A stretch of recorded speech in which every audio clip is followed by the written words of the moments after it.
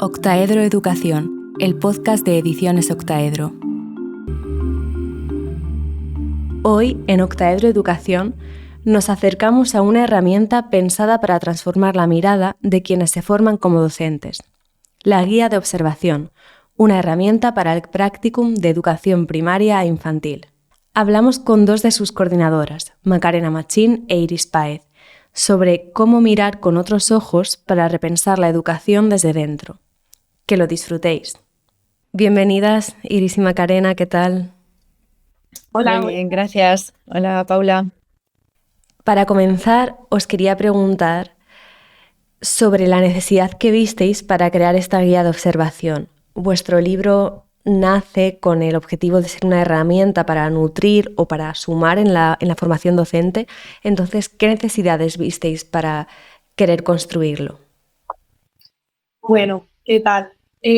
Al final, la creación de esta guía viene de una necesidad que hemos ido viendo durante mucho tiempo en la formación docente, que es principalmente la falta de instrumentos que permitan a los estudiantes que están en práctica desarrollar una observación que realmente sea reflexiva y sobre todo crítica, más allá de simplemente recoger datos de prisa y corriendo. Normalmente el practicum se enfoca únicamente en cumplir tareas, revisar conductas, pero no se tiende a profundizar en la comprensión que hay de las relaciones sociales, las dinámicas de poder o simplemente las complejidades culturales que existen en las aulas, porque dentro de las aulas hay mundos, diferentes mundos, y están tan centrados en recoger los datos que se olvidan de todo lo demás. Entonces, al final, todo esto implica construir una mirada pedagógica de manera integral, que considere al alumnado sujeto con voces diversas y contextos particulares. Entonces, la guía lo que busca es transformar esta observación en un ejercicio que sea consciente, comprometido y que acompañe al futuro docente a identificar no solo lo que sucede, sino cómo y por qué sucede. Desde esta perspectiva que valore esta mirada intercultural, la inclusión, la educación democrática. Y bueno, al final se trata también de propiciar un aprendizaje que integre tanto la técnica como la ética, fomentando esa reflexión crítica para que el docente que está en formación también pueda intervenir, entender de manera consciente y transformadora su futura práctica profesional. ¿Por qué consideráis que la escuela es un territorio vivo y no solo un objeto de estudio? Bueno, pues que al final la escuela, ya lo acabo de decir, es un mundo en el que existen muchos mundos. Confluyen múltiples relaciones, emociones, saberes, porque se olvidan muchas veces los saberes que cada gente trae. También las prácticas que al final se están entrelazando constantemente, transformándose en un espacio dinámico, sobre todo en permanente movimiento. Eso es lo que pasa dentro de las escuelas. Por lo tanto, no es un objeto estático que se pueda analizar desde fuera y así un poco de manera aislada, sino que al final es un entramado complejo de experiencias humanas y culturales donde cada actor, y aquí hablamos de familias, de docentes, de niñas y de la propia comunidad, va construyendo estos sentidos y va contribuyendo la vida colectiva. Como ya habéis ido mencionando, esta guía tiene la utilidad también de poder hacer estas conexiones con otras estructuras, con otros lugares más allá de la escuela, pero además de esto, ¿cómo puede ayudar la guía a entender la escuela no solo como una estructura en sí, sino también como espacio de poder y resistencia? La guía en este sentido pone en el centro de atención en lo que sería la perspectiva micropolítica de la organización escolar, ¿no? Desde la teoría de la organización escolar hay muchas formas de mirar la escuela y mirar la educación. Y una de ellas es esta micropolítica que lo que hace es poner el foco de atención en el por qué. ¿Por qué como docentes hacemos lo que hacemos? ¿Por qué como docentes nos proponemos los objetivos pedagógicos que nos proponemos, ¿no? No centrarnos tanto en el cómo enseñar, sino más en este por qué. Reflexionar sobre por qué hago lo que hago y cómo lo hago. Entonces, desde esta integra, lo que hemos intentado en la guía de observación es proporcionar al alumnado, sobre todo que está realizando su primer practicum de educación primaria y de infantil, pues una mirada que integre una mirada más crítica y decolonial, ¿no? en cuanto a que sea más consciente pues, de los prejuicios, de los intereses, de las expectativas, de las creencias que hay detrás de la práctica educativa y que todos reproducimos, más o menos inconscientemente, ¿no? Entonces, se trata de situar en esa reflexión al alumnado en prácticas, ¿no? Porque descubrimos, ¿no?, que a la hora de observar la primera vez que se acerca a un aula, como bien ha dicho Iris, se centra mucho en aspectos descriptivos de la práctica educativa, muy centrados en el cómo se enseña, ¿no?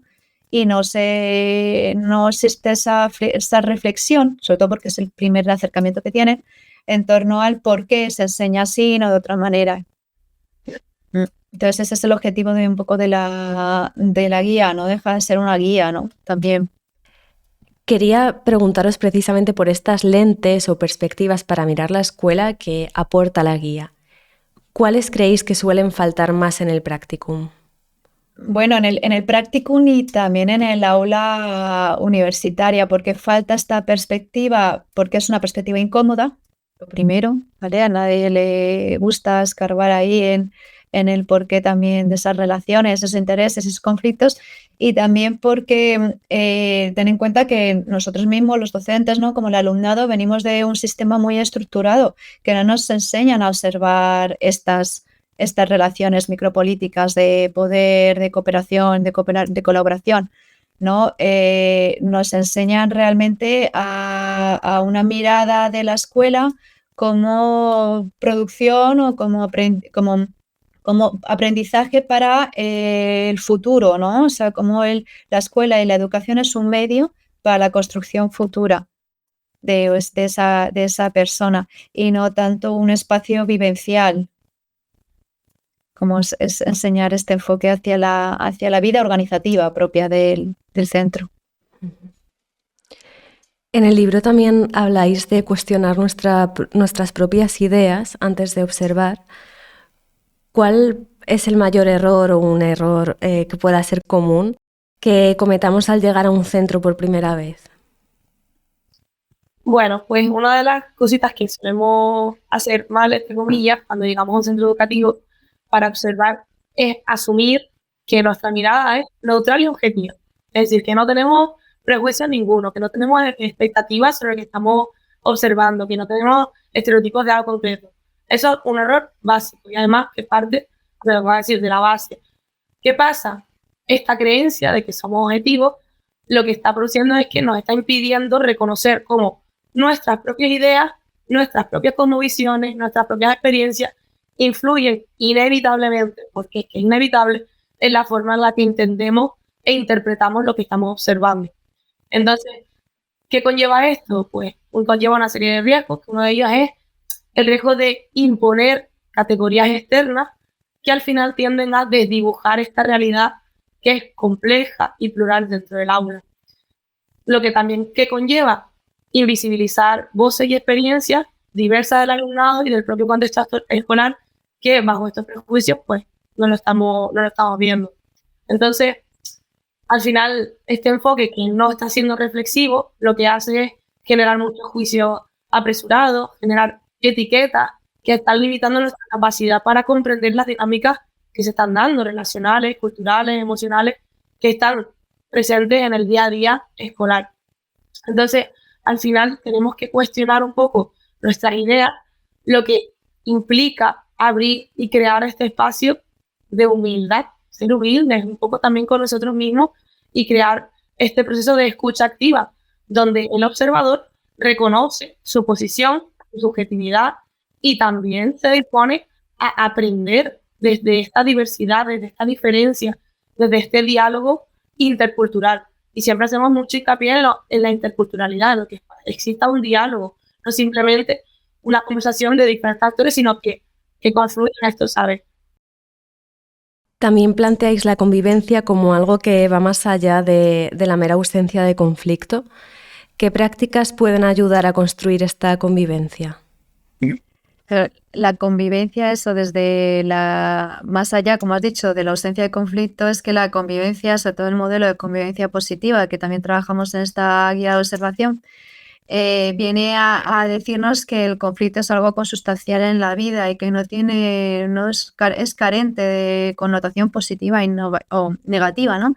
Sino que puede ser en este sentido un motor de transformación y una oportunidad de trabajo, de aprendizaje. Entonces, situándonos en esa mirada del conflicto, ¿qué prácticas ayudan a construir esa convivencia positiva?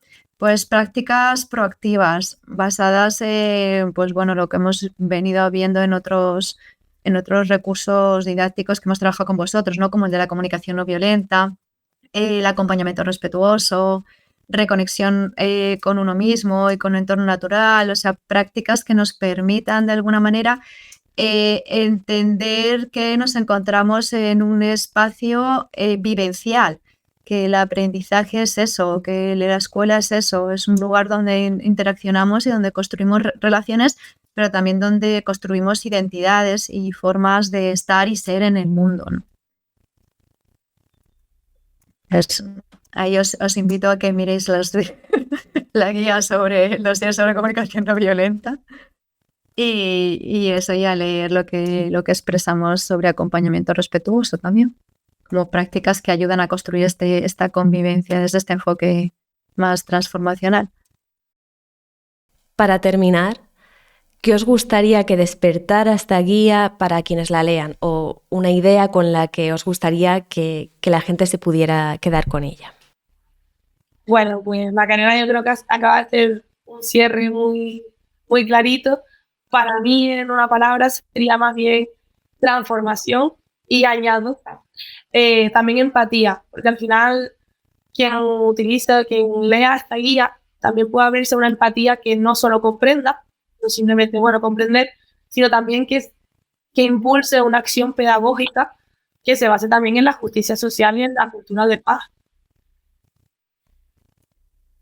Sí, y en mirar la escuela y la educación no como un medio o un fin utilitario, ¿no? Para crear ese futuro ciudadano que queremos, sino como el espacio, la escuela y la educación como un fin en sí mismo, ¿no? También es importante y que estamos aprendiendo y estamos educándonos en la escuela como en la vida, ¿no?